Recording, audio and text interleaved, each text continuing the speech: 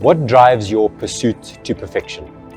For as long as I can remember, I've always been driven to excel. I've always strived to excel. I've always wanted to be the best of the best. I've always wanted to break those records in whatever it is that I was doing.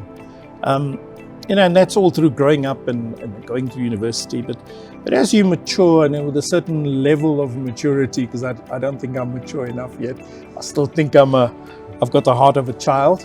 And then maybe that's all part of it. You stay young at heart. Absolutely. But you do develop a certain level of maturity as you go through life and learn life's lessons.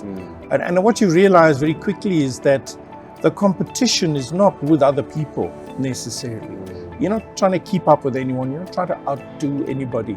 The competition becomes internal. You're trying to perfect yourself. You're trying to work on certain things, certain goals that you've set for yourself. Sure. And so, yes, I'm still very competitive, but it becomes more a thing of how can I achieve that very elusive idea of perfection that I have.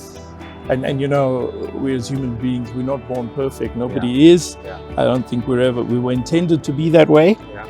But it shouldn't stop us from striving for perfection. And in doing this, it's important for us to be able to step back and assess and also welcome positive criticism. You're always going to get critiques. You're always going to get the haters, the naysayers, etc.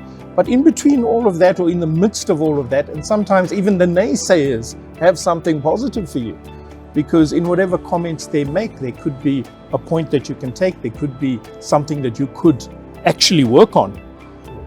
And that feedback actually becomes more and more important as you start to achieve success. And I don't know whether it is you become less approachable, or people are just too scared to challenge you or to voice an idea that may be a little bit different from yours. So success can be a very lonely place. It reaches a point where it does become lonely, and you actually value the feedback, positive or negative. And I think the trick with it all is just to lose the ego. To lose this notion that you know it all.